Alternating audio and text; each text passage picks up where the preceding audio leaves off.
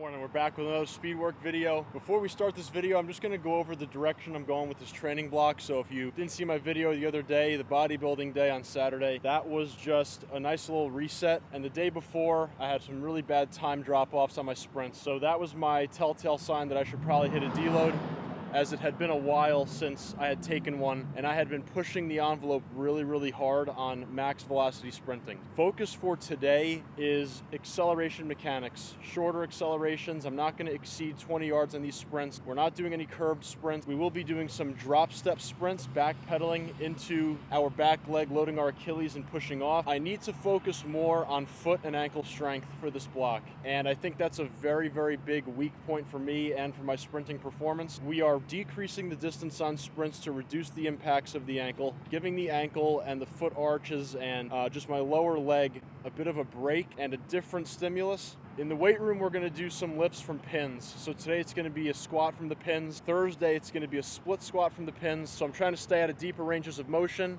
trying to give my groin a break, my quads a break. That's the focus in the weight room with the main block. And our jumps are going to mainly be reserved for box landings to reduce the impact on the ankle, and then we're going to sprinkle in a lot of isometrics into the program. So we're going to do lunge isos with a floating heel, stance phase, overcoming isos into a barbell for the calf, soleus raises. We'll be doing some spring ankle isos. We'll be using the pitch shark for loaded calf raises. So I really want to focus on that part of the body. Other than that, today is really simple. We're not going to do any jumps before the workout. We're going to do jumps after inside, so I'm not going to show you those. I'm going to do those before my lift in 2 hours, but I'm getting this done now.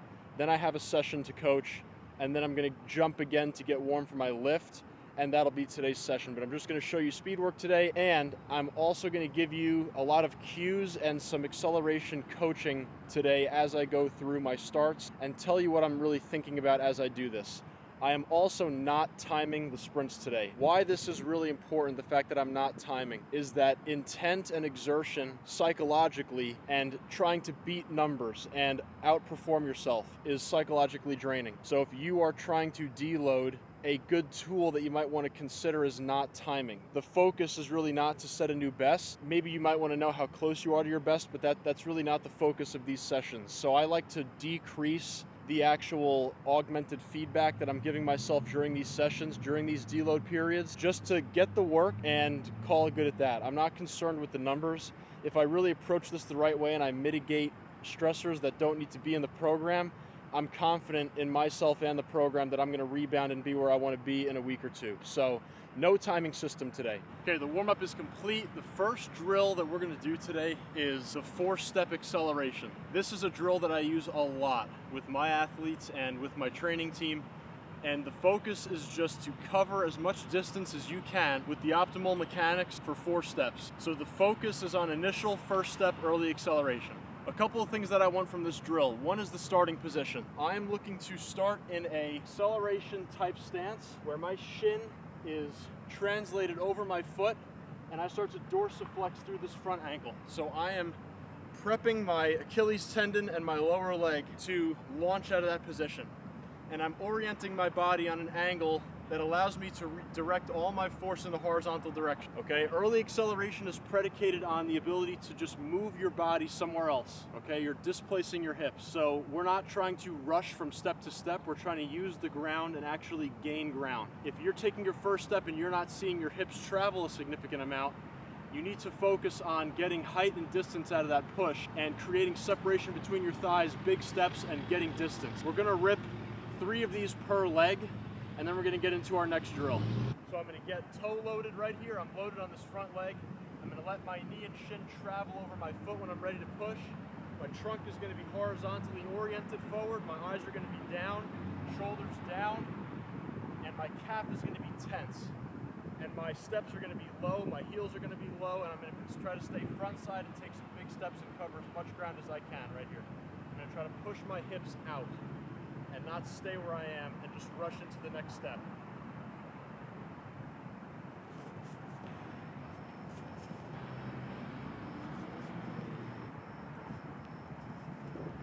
Last 2 reps here, 1 on each foot, starting to feel faster and faster. This is great to warm up for your sprints as well, instead of doing all this A-skip crap. And I like to cycle it in once in a while, just for my hip flexors, just to loosen them up if I feel they need the work. But if I feel pretty loose, do something that's more technically driven, where you're actually doing the thing, you're doing the task, and you can actually practice it in the same type of environment, with the same angles, the same trunk orientation, and the same intent. And it's going to be more familiar to you when you actually get to the sprinting itself. I'm trying to find a better dorsiflexion angle for this rep right here, because I think it's kind of slipping my mind and I'm not really feeling that sensation on my ankle. So the better I can get that shin horizontal and more parallel to the ground, the more horizontal that projection is going to be, and the more force is going to be translated into my steps. So I'm going to try to fix that for this one. Just start here and then stand up into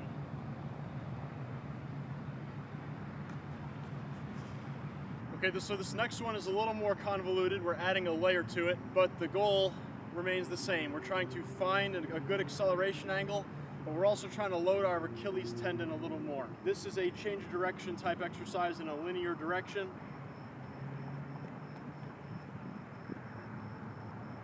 So while I rest here for about 40 more seconds, one of the things that really told me that I needed to deload, besides the times on my sprints, was just how my shin feels. Like, it feels like a shin splint, but it's not. I have this medial bilateral tension on both ankles. It's restricting my range of motion. I feel like my body is in overdrive, just trying to protect itself right now. It's just so tight in my calf, and I think I need to give it a break, give it a little more, feel good stuff, massage, heat, ice, just loosen that thing up. Really try to just slightly, as much as I can, scale back the weight and the load of my impacts while holding on to my speed with things like this, where I'm not getting out to top speed and I'm not handling a tremendous amount of load with every single step.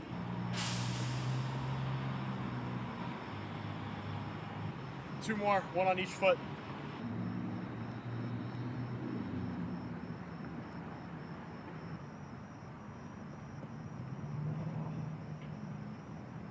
That transition sucked because I'm overthinking my ankle stability. Right foot wasn't planted when I made the cut, so we're going to do that again.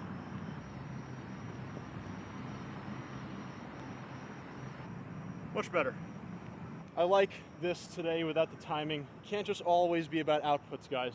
It has to be a healthy collection of mechanics, understanding what you're trying to do, being in tune with your body, having an intuition about what your body's doing, and just getting the noise out of the way and just hyper-focusing on a couple things at once. It can't always be outputs. Make sure there's a healthy balance, and you will be much better off, because you'll run yourself down if you're always chasing outputs, and you can get away from the things that actually make you good in the first place. You got to revisit the skill every so often. So whether that's embedded in your speed sessions, whether you have a technical block in your sessions, whether you have a week or two of technical work and then you transition to intensive work, pursuing outputs, however you want to do it, the overarching point is that you can't forget about this side of the equation.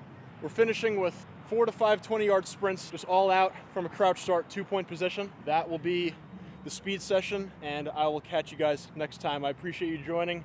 I'll let these 4 sprints roll. I'll give you a lifting vlog later in this week. Pretty busy week for me, so not sure what day that will be, but nonetheless, it will be coming your way. It will probably be my Thursday session or Friday session. We will see how the week plays out, but thanks for joining. I'll see you later. Peace.